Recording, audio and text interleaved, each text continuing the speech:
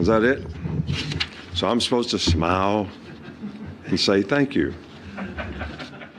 That team was extremely young, and like I said with the Will Anderson thing, and he even stated it, they had too many immature people with attitude problems. Now that we've got all the toxic players out and we've got some real meaningful playing time behind a lot of these younger guys, you better watch out.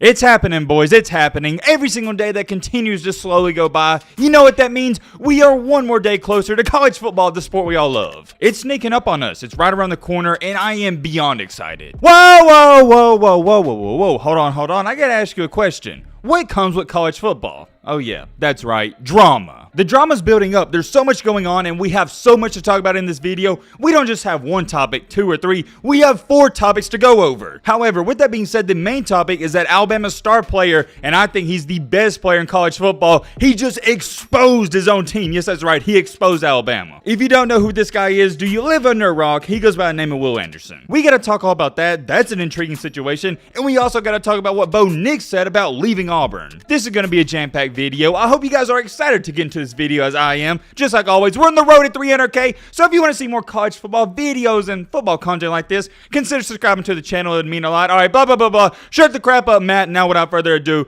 let's get into it.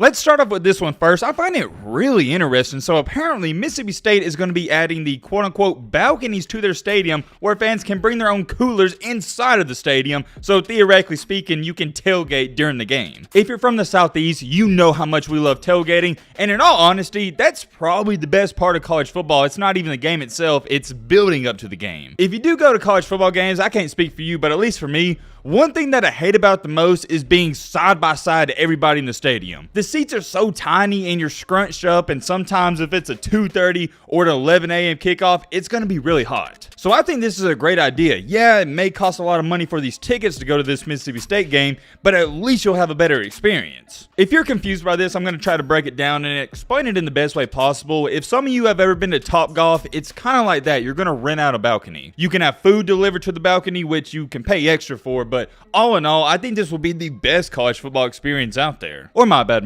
Maybe not the best, but when it comes to seating and just having fun, it's got to be up there. Check this out though. Each balcony will also have electrical outlets, which may not seem like a big deal, but that's huge because you got to charge your phone and you can also plug up other stuff. I think this is a spectacular idea, and I get it. Everybody's going to say, well, oh, Mississippi State sucks. They're going to go 6-6, but still, I think this is cool. If maybe Alabama, Georgia, or any team, your favorite team, if they added this, you know you would love it. Let me know your thoughts on that. I'm curious. Moving on to our next topic, we got South Carolina, and also, this is kind of strange, you can you can straight up buy tickets from Costco. They are selling tickets to their games at Costco. I saw a lot of people clowning on them saying, oh, that's how down bad South Carolina is. But in my humble opinion, this is a great marketing strategy, and at least people that normally can't afford the tickets, they can buy these and you can fill up the stadium. You gotta come back to reality. Although your parents, or maybe you watching this, you can afford a $500 ticket, most people can't. I think this is awesome. I don't think it's South Carolina desperate for fans. It's just smart marketing. Moving on to our third, which is our second to last topic before the main encore, the main reason you clicked onto this video.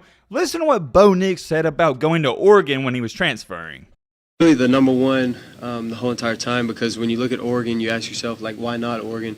You know, the brand of Oregon, the O itself, signifies so much in college football. You know, year in and year out, they have a chance to be in the top 4 of the country, and that's what I wanted to be a part of.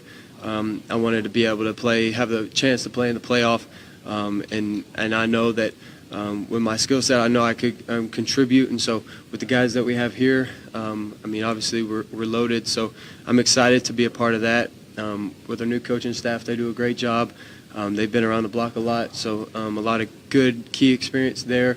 Offensive side and defensive side, great coaching staff, part with great skilled players, great fronts on offense and defense, and so we got all the tools. And then when you look at Oregon from a national point of view, every kid in the South, where I'm from, you got kids wearing Oregon all the time, and so Oregon's a national brand, and it's just something I wanted to be a part of. Man, oh man, y'all know I'm an Alabama fan, but I don't understand how anybody can hate on this kid. I respect him so much. I think the main reason I respect him so much is because I watched Auburn fans trash him last year all throughout the season, and he didn't say a single bad thing about him. He continues to work. He doesn't do all that trash talking. He doesn't go on social media, and I love that about any person. Not just a football player, but in real life. If you work hard, you got my respect. Call me crazy, but I would love nothing more for Bo Nix to go to Oregon and thrive and shut up all the haters up. I said shut up all the haters up. Does that make sense? I don't know. We're going to roll with it. I don't understand how you can hate on Bo. Maybe, yeah, he's not the greatest quarterback out there, but you got to respect his game. Finally, I saved the best for last. We got to get into Will Anderson, and we also got to talk about Nick Saban and Alabama as an entire unit, and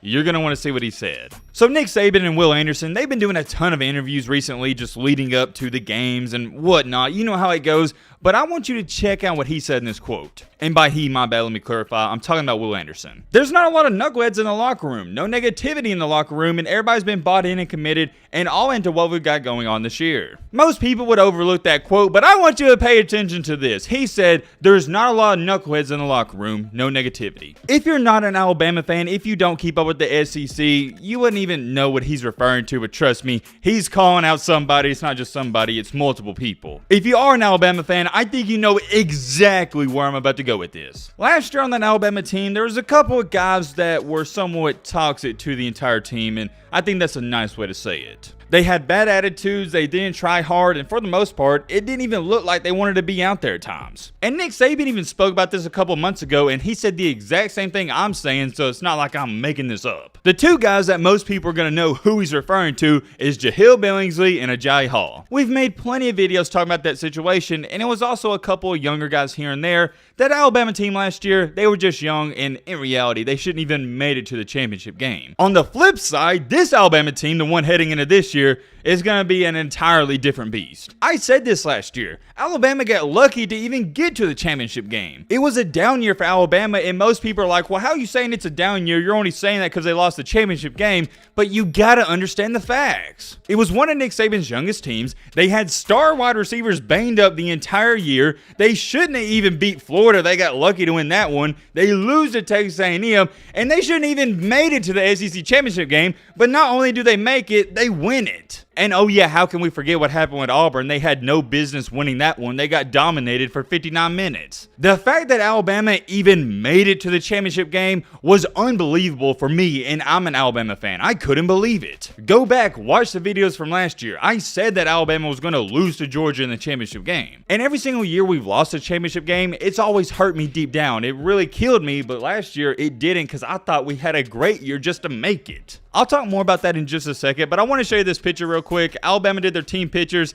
and yeah, as you see right here, Will Anderson, he doesn't look too happy. If this right here doesn't show you why you should be scared of Alabama next year, I don't know what will. Recently, I want to speak on this real quick. It was about, I think, 6 or 7 days ago. Nick Saban said last year's Alabama team, it was a rebuilding year. And everywhere on Twitter, ESPN, just everywhere you looked on social media, people were exploding about it. They were like, what is he talking about? They made it to the championship game. Ladies and gentlemen, you have to understand, for the reasons I just went over and ranted, it was a rebuilding year, at least for Alabama. Their standards are different. Just because Alabama and Nick Saban made it to the championship game, it doesn't mean it was not a rebuilding year. You have to understand, are you guys not used to Alabama making it to the championship game almost every single year now? I don't know how many teams have to say this, and I don't understand why people can't comprehend this. That Alabama team last year had no business being in that championship game. No business, and I don't care. Yeah, they had the best quarterback in the country, the Heisman Trophy winner, and Will Anderson, but still, that's only 2 guys. Everybody's trying to criticize Saban and saying, oh, he's making excuses again,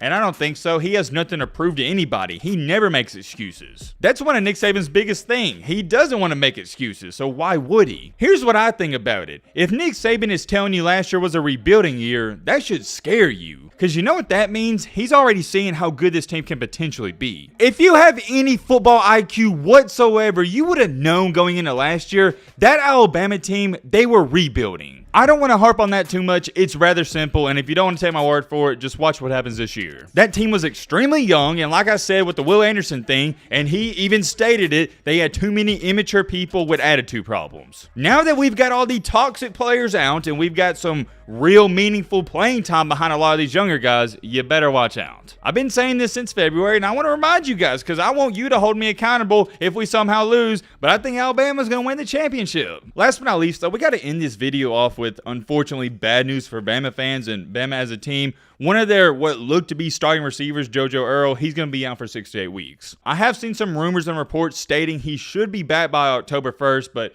we'll have to wait and see. I don't think it's a huge hit to the team like it would have been last year when Mitchie went down or Jamison Williams, but it's not a good thing. Anytime one of your starters or potentially starters gets hurt, especially at a wide receiver or skill position, it's going to affect you a little bit. We talked about it a lot today. I am very curious. Let me know your thoughts on everything we talked about down below.